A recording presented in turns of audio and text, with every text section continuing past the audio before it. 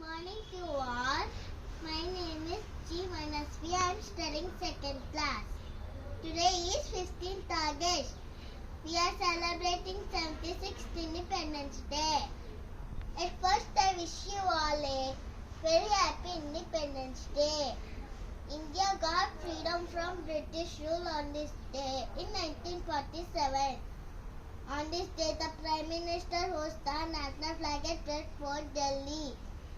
Pandit Jawaharlal Nehru hoisted the flag first time on 15th August 1947.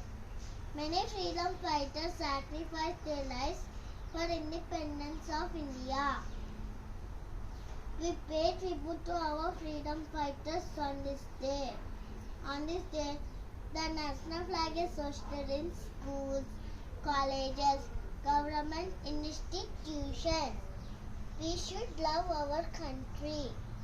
I am proud to be an Indian. Jai Hind, Jai Bharat. Thank you so much.